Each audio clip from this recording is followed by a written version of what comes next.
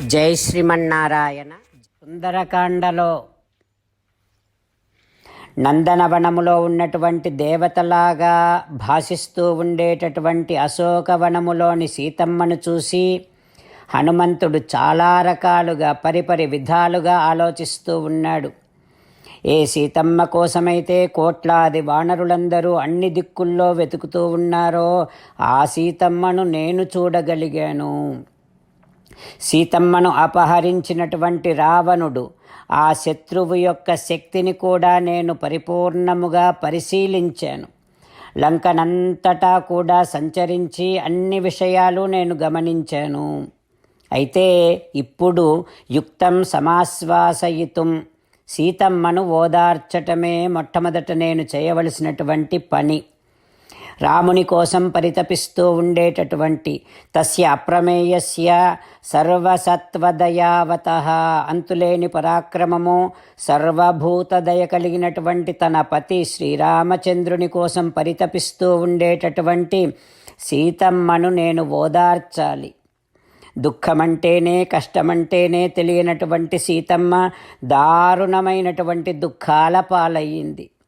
ఇక ఈ దుఃఖములో నుండి బయటపడేటటువంటి దారే లేదా అనేటంతటి దుఃఖములో ఉంది సీతమ్మ. అందుకని సీతమ్మను ముందు అహం ఆశ్వాసయామి, నేను ఓదారుస్తా. ఓదార్చకుండా నేను కిష్కింధకు వెళ్ళిపోతే ఏమైనా జరగకూడనిదే జరగవచ్చు. అది కూడా నా దోషమే అవుతుంది కదా.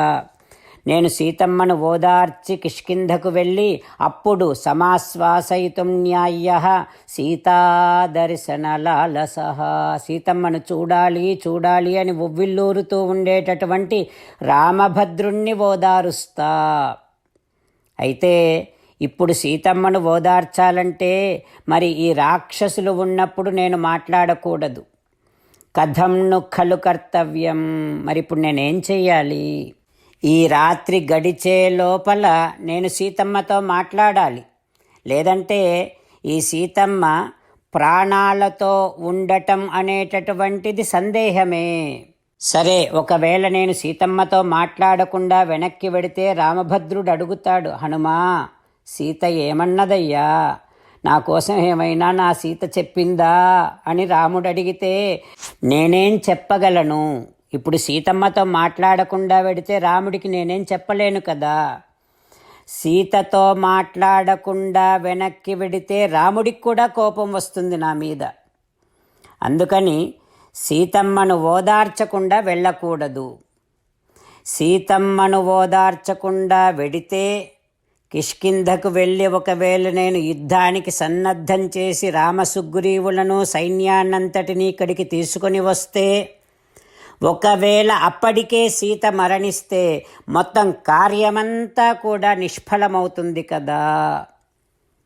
అందుకని నేను ఇక్కడే ఉండి రాక్షసులు వెళ్ళిపోయేంత వరకు చూసి అవకాశము రాగానే సీతమ్మతో మాట్లాడుతా ఓదారుస్తా సీతమ్మను.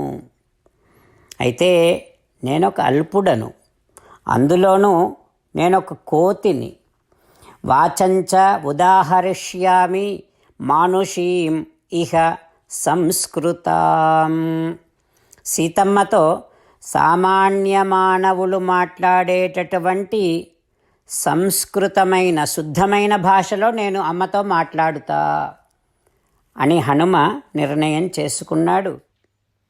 రామచంద్రులను మనసారా ధ్యానము చేస్తూ పరమదయాలువు పరమశివుడు చెప్పిన పరమపావన రామనామాన్ని చెబుతూ మనము రామనామ గానము చేస్తూ ఉంటే అదిగో సీతారామచంద్రులు, పార్వతీ పరమేశ్వరులు, ఆంజనేయస్వామి, సకల దేవతలు, పితృదేవతలు, మహర్షులు, ఆచార్యులు, భాగవతోత్తములు అందరూ మనని చూసి ఆనందముతో అనుగ్రహిస్తున్నటువంటి దృశ్యాన్ని భావన చేస్తూ నోరారా రామనామగానము చేద్దాం.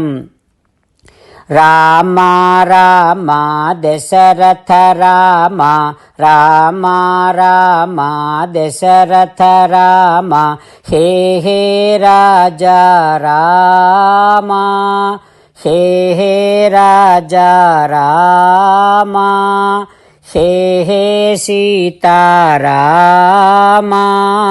హే హే సీతారామా.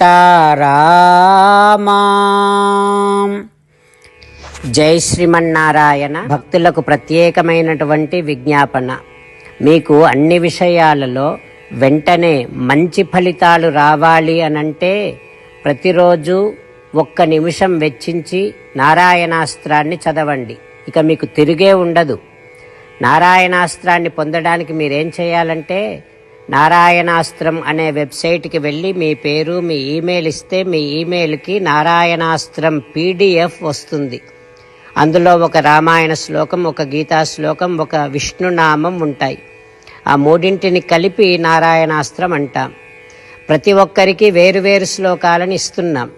ఆ రకంగా ఎవరి శ్లోకాన్ని వారు ప్రతిరోజు తప్పనిసరిగా చదవటం వలన ప్రతిరోజు ప్రతి 24,000 భక్తులతో ఒకసారి సంపూర్ణ రామాయణ పారాయణ, 33 సార్లు శ్రీమద్ భగవద్గీత పారాయణ, 24 సార్లు శ్రీ విష్ణు సహస్రనామ స్తోత్ర పారాయణ జరుగుతుంది. ప్రతి ఒక్కరికి అంతటి విశేష ఫలితము ప్రతిరోజు లభిస్తుంది. అందుకని మీరు, మీ కుటుంబ సభ్యులు అందరూ ఒక్కొక్కరు ఒక్కొక్క నారాయణాస్త్రాన్ని వెంటనే పొందండి. జై శ్రీమన్నారాయణ. శ్రీమద్ భగవద్గీత సారాంశముగా 18వ అధ్యాయములో 65 నుంచి 69 శ్లోకముల ద్వారా శ్రీకృష్ణ భగవానుడు మనందరినీ ఒక 8 పనులు చేయమని చెబుతూ పరమాత్మ ఈ రకంగా అంటూ ఉన్నాడు. ఎవరెవరైతే నేను చెప్పిన ఈ 8 పనులు చేస్తారో వారందరూ నాకు చాలా ఇష్టమైన వారవుతారు. అప్పుడు వారిని నేను సకల పాపముల నుండి, సకల దుఃఖముల నుండి విముక్తులను చేసి నా అంతటి వారిగా చేసుకుంటా, తరగని ఆనందాన్ని అనుభవింపచేస్తా. నిజమే చెబుతున్నా, ప్రమాణము చేసి చెబుతున్నా అంటూ సాక్షాత్తుగా దేవదేవుడైన శ్రీమన్నారాయణుడైన శ్రీకృష్ణ భగవానుడే మనను ఈ 8 పనులు చేయమని చెబుతూ ఉన్నాడు కనుక, హో శ్రీమన్నారాయణ, కరిష్యే వచనం తవ, తప్పకుండా చేస్తా, నువ్వు చెప్పినట్టే చేస్తా అంటూ మనం ప్రతిరోజు దేవదేవుడైన శ్రీమన్నారాయణుడికి ఈ రకంగా మాట ఇద్దాం. హో శ్రీమన్నారాయణ, నువ్వు చెప్పినట్టే నేను నిన్నే సంతతము ధ్యానము చేస్తూ ఉంటా. హో శ్రీమన్నారాయణ, నువ్వు చెప్పినట్టే నేను నీ భక్తుడిగానే ఉంటా. హో శ్రీమన్నారాయణ, నువ్వు చెయ్యమన్నట్టే నేను నా విధులను, కర్తవ్యాలను నీ సేవగా, నీ తృప్తి కోసమనే సక్రమంగా నిర్వర్తిస్తూ ఉంటా.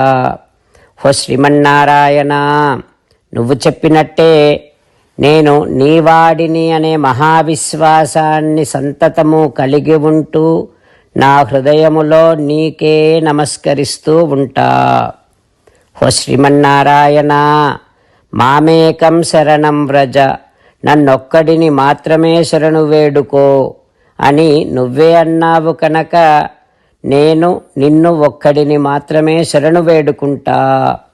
హో శ్రీమన్నారాయణ, మా శుచః, ఇక దుఃఖించకు అని నువ్వే నాకు భరోసా ఇస్తూ ఉన్నావు కనుక నేను ఇక దుఃఖించను. హో శ్రీమన్నారాయణ, నువ్వు చెప్పినట్టే నువ్వు నా కోసమని చెప్పిన శ్రీమద్భగవద్గీతను ఎప్పుడో ఒక్కసారి కాకుండా ప్రతిరోజు కనీసము 1 శ్లోకాన్నైనా అనుసంధానము చేస్తూ గీతోపదేశాన్ని జ్ఞాపకం చేసుకుంటూ ఉంటా. హో శ్రీమన్నారాయణ, నువ్వు చెప్పినట్టే నువ్వందరి కోసమని చెప్పిన శ్రీమద్భగవద్గీతను తెలియని భక్తులందరికీ తెలియచేసే నా వంతు ప్రయత్నాన్ని నిరంతరము కొనసాగిస్తూనే ఉంటా.